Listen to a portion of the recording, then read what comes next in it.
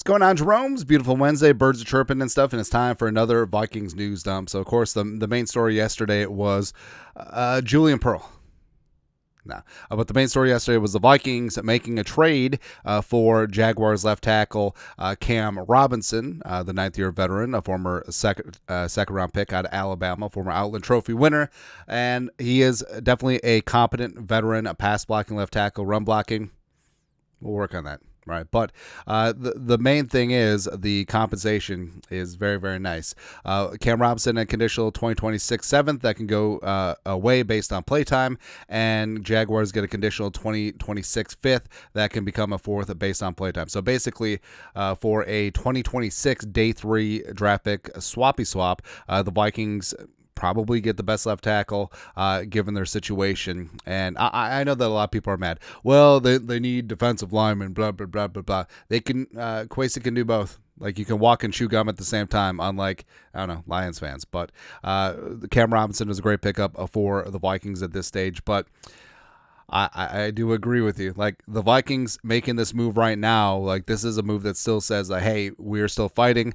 We are still playoff bound. We are still potentially Super Bowl contenders. And if they weren't, if they're content to just pack up their tent, they would have let Brandel play left tackle or Rouse or whatever. So this is a big-time move. And now, after the Vikings get a win against the Indianapolis Colts on Sunday Night Football, a team that Cam Robinson is very familiar with, and then they play the Jaguars. And the Vikings at the trade deadline next Tuesday.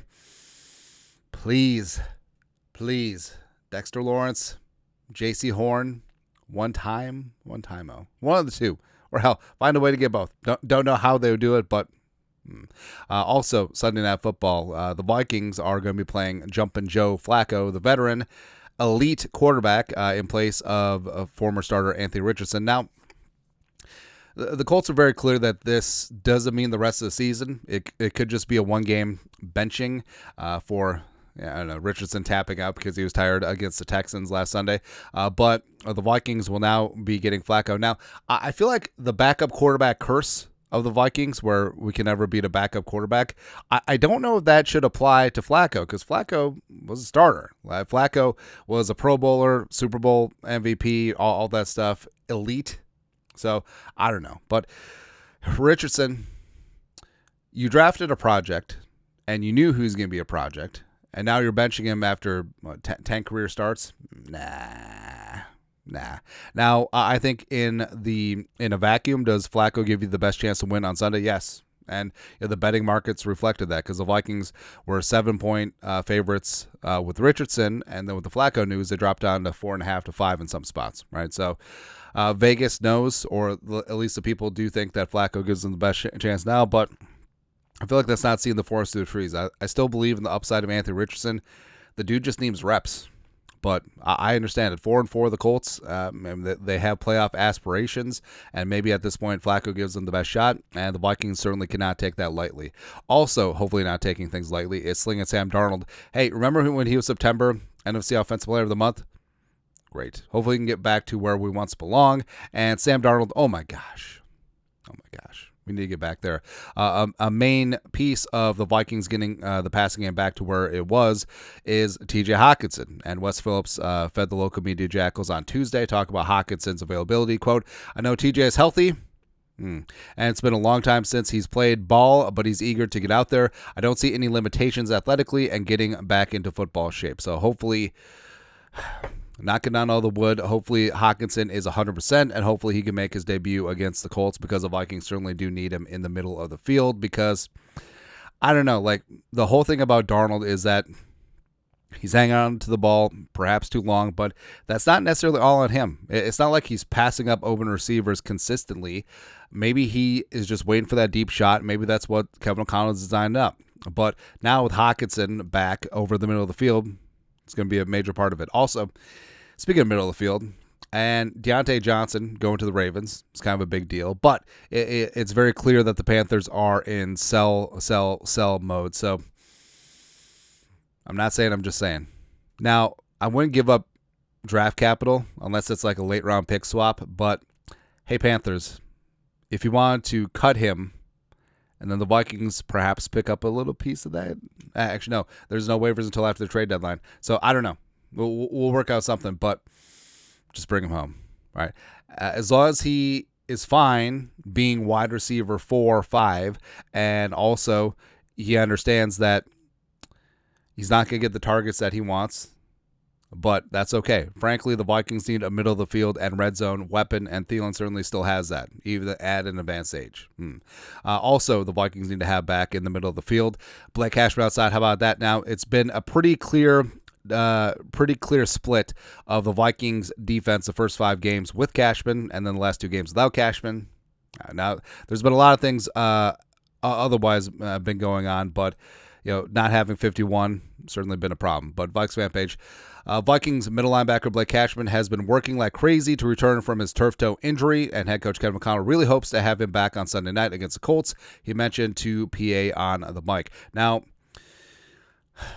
Cashman wasn't at the Vikings, their sort of touch base walkthrough practice on Monday. Reportedly, he was seeing a toe specialist, which, how do you get into that line of work?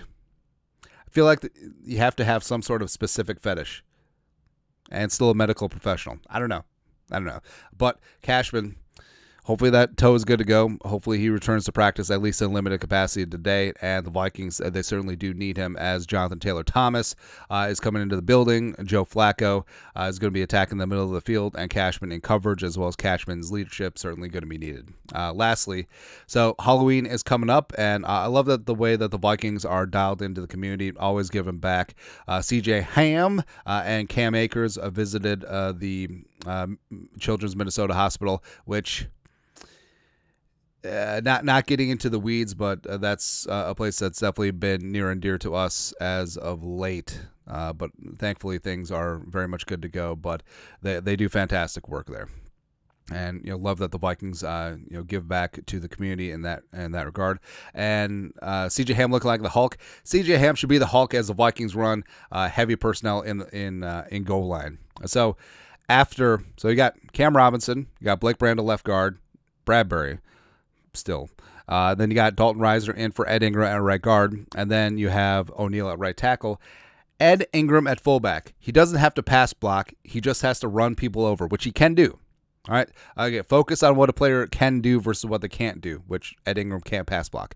And then CJ Ham, dot in the I, tailback like it's Augustana. Woo, woo. Come on, baby. Just run ISO all day long. It'd be great. And Cam Akers, I think that Cam has a dip in. Which, I don't know, the last time we saw a Viking running back doing charity work with a dip in, it was Adrian Peterson. So, I don't know, maybe Cam runs for 297 against the Colts. Don't know. But he's Iron Man in that spot.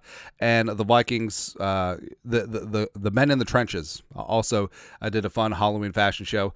O'Neal also might have a dip in. I really miss dipping. I'm not going to lie. All right, so, back in the day, I was maybe less than savory character. I smoked cigarettes. I dipped occasionally, but then the wife was just like, no. Like I met her, started dating, and then she was just like, no. And I was like, okay. And I quit cold turkey. Like, I didn't even have to go through the patch or anything. But also, I was gonna say, if you want to have fun on a flight, just put a patch on, even if you don't smoke. It's crazy. Anyways, but Brian O'Neal wearing the looks like Rusties, so it's maybe like Cars, the pit crew. I don't know, but looking good. Best right tackle in football, damn straight. Dalton Risner, soon to be the best right guard in football, as Kobe, the hoop. Love Risner's tattoos, by the way. It's fantastic. Tough to handle Blake Brandel, best left guard in the game, dressed like Cam Newton. And then you got Harrison Phillips, Monsters Inc. Needs to be a monster in the middle against Jonathan Taylor-Thomas and the Colts on Sunday, as well as Diamond Dan Feeney. I don't know. I feel like with that Moulet, maybe he would be a better option than Bradbury. I don't know. I think Bradbury was dressed up like a crayon. And lastly, Walter Rouse, future swing tackle for the Vikings, dressed up as a Rockford Peach, which... League of Their Own, I honestly would put League of Their Own in the top 3 of baseball movies all time. I know that some people may disagree, but it's just a good movie. Like, love the period pieces as well. Set in history. Tom Hanks was fantastic. Love Gina Davis. It's really good. Aren't they remaking that? Or wait, didn't they make that TV show? I don't know, one of the two. It doesn't matter. But see, best costume so far, I mean, it would have to be Blake Brando's Cam Newton. So that's it. Anyways, that's it. Vikings news up for this wonderful Wednesday. You guys are the best. You know what to do. Skol. Production value.